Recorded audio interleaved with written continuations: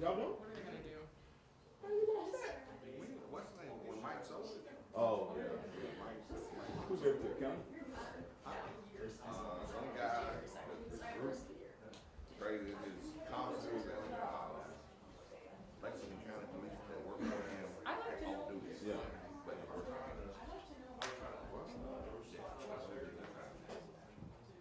Mike was good. Mike was great. He had to sell this show because he said it wasn't making money like he was making. Cause he's really from Georgia. He made a lot of money in Murphy. And a lot of money somewhere in North Carolina. So he still has his shows. He's got his thing, he's got two.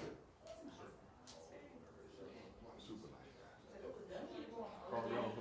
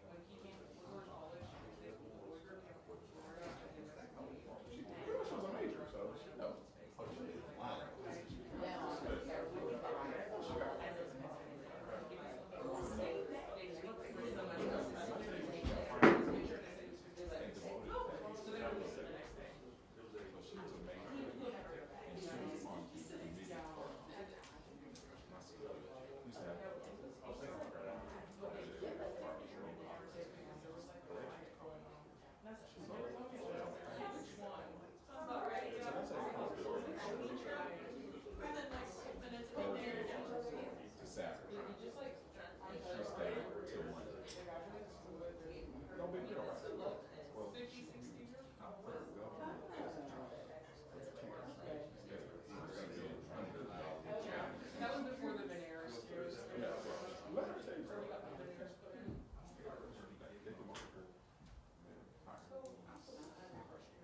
It wasn't about that.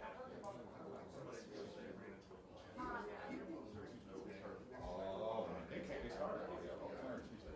Okay, so made me look at them a different way.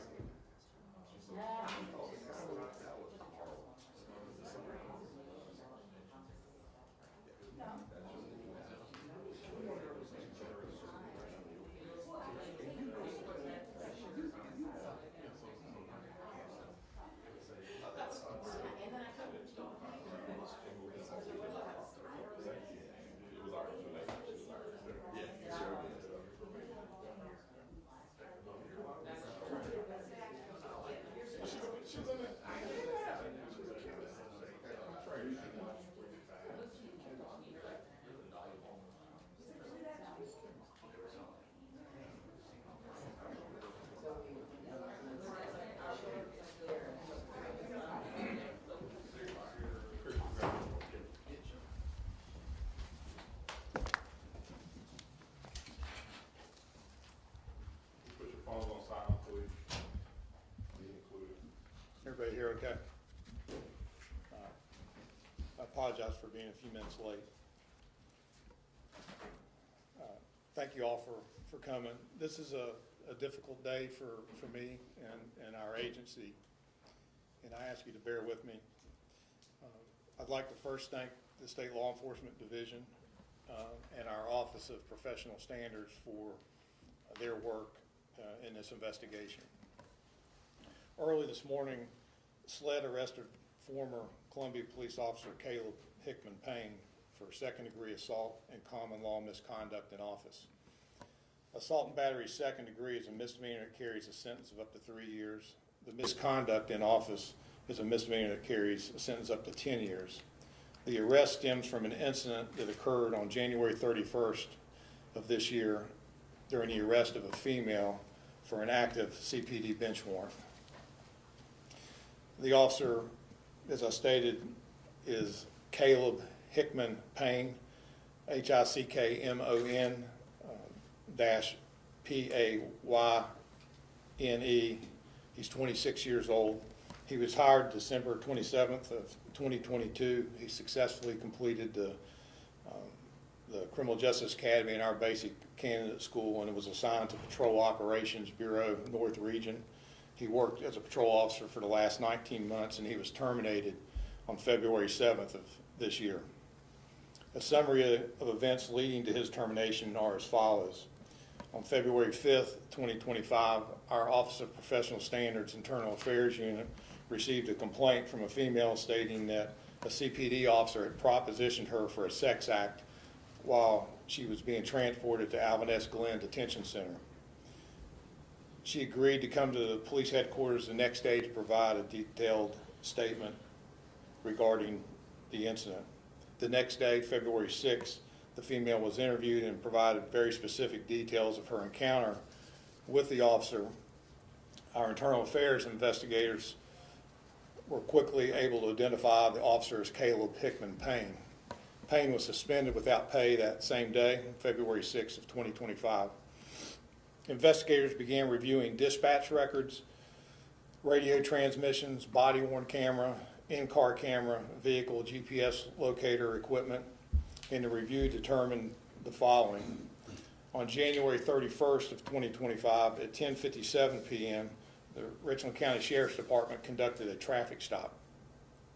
A female passenger in the car had an active CPD bench warrant. Officer Hickman Payne responded to that location where the traffic stop occurred and took custody of the female in order to serve the active warrant and transport her to jail. Hickman Payne took custody of the female at 11:59 p.m. and he departed the scene of the traffic stop for headquarters. The reason he left the scene, came to headquarters first, was to pick up the warrant and complete the paperwork. That drive from the traffic stop to headquarters was about 8 minutes.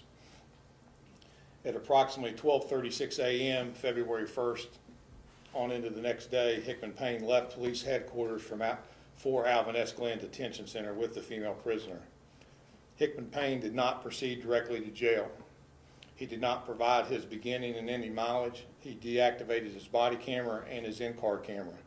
He arrived at Alvin S. Glenn Detention Center at 1:17 a.m. in the morning. That was 41 minutes after he departed headquarters with the prisoner.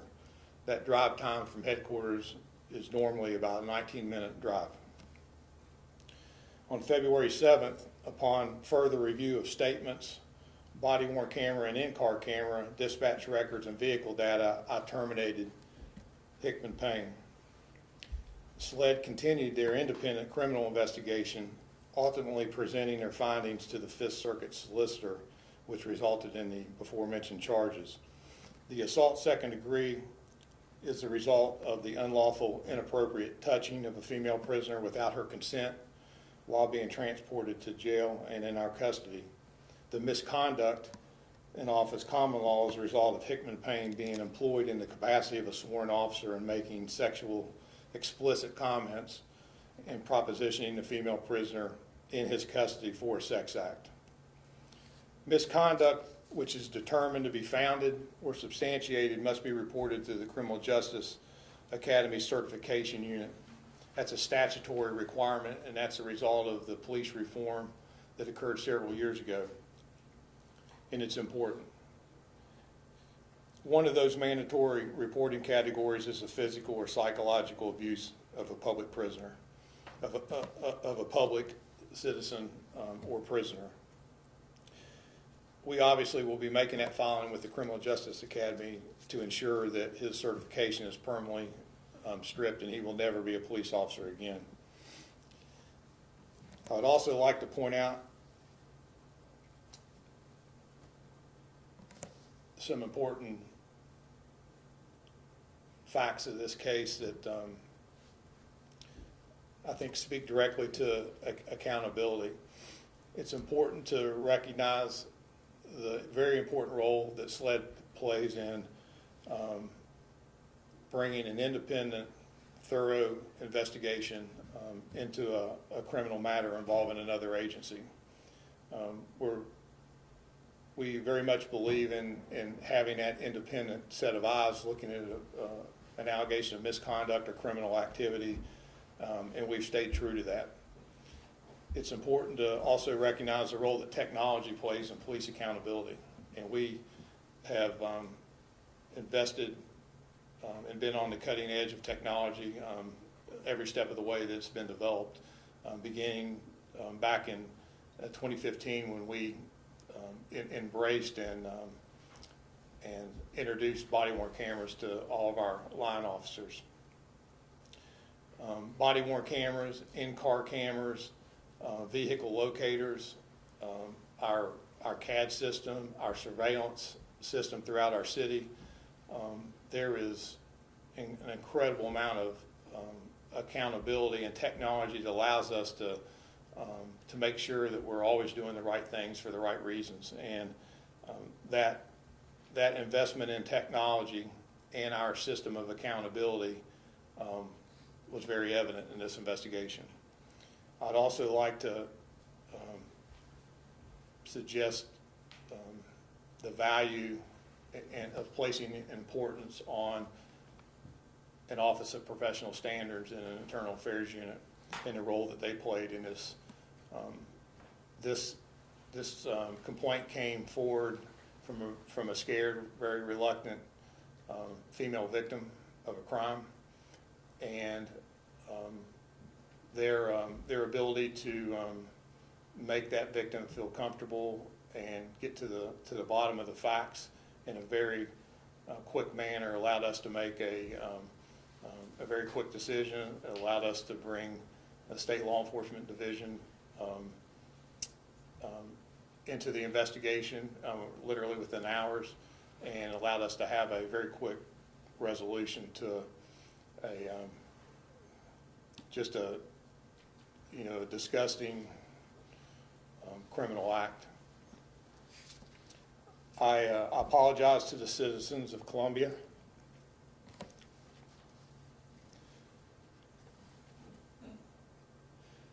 I apologize to everybody that wears this badge and represents our profession with such honor and courage. And I can assure you that this does not represent the outstanding men and women that make up the rank and file of this department. We're a department that demonstrates professionalism, accountability, fairness, impartiality, constitutional policing every single day. We have a culture of excellence here, and we're not going to allow this moment to impede our progress. We know that each day is an opportunity for us to strengthen trust and the confidence from our citizens, and we know we have serious work to do to restore this breach and that trust, but I'm telling you, we will work every day to make sure that happens. And again, I'm sorry to stand here and have to talk about something like this. I'll take a few questions. Would you mind going, I'm sorry. So he didn't provide the mileage or the start and end points? I'm sorry? He didn't provide his mileage or the start and end points from headquarters to Alvarez? He did not. Were you able to track them, go back and look at where he went? Yes. Where did he go? Absolutely. That's part of the criminal investigation, so we're not going to give specifics other than I'm certainly acknowledging that, again, it's an average 19-minute drive, and his trip took 41 minutes, so he obviously stopped along the way. We know that. We know where he stopped. To my point, with similar lines, the accountability aspect of all these features, gadgets almost, if you will, that the Columbia Police Department has in place so incidents like this don't happen. Would you mind kind of talking about just the barriers? And you mentioned them already, that he kind of had to overcome to be able to do this act. You said turn off the GPS and a few others. Well, he didn't overcome anything because he got caught. Not only did the technology prove itself and allow us to get to the bottom of what happened very, very quickly. So I don't know that that it necessarily failed. He did, take some steps to try to, impede that technology, but again, there's redundancy in how we're able to track officers' movements and where they go, whether that's equipment on the car or surveillance surveillance cameras, that are throughout our city, and cameras that are at businesses and homes. I mean, there's just a lot of ways that we're able to track movements of anybody for that matter. So that technology played a very important role in this. Have you looked at transports by the officer in the past to see if this situation has happened before? We have. That's a great question. Again, he's been in patrol for 19 months. He has made a total of 198 arrests. In that time, 56 of those were females and 142 were males. And we have reviewed those arrests. We are continuing to work with SLED to determine if there's been any other indicators in those reviews that would indicate deviations from standard protocols. We have not found any at this point. And for females who live in this community, what do you have to say to them if they're afraid now to be arrested by a male officer? Well, I would say this does not represent us.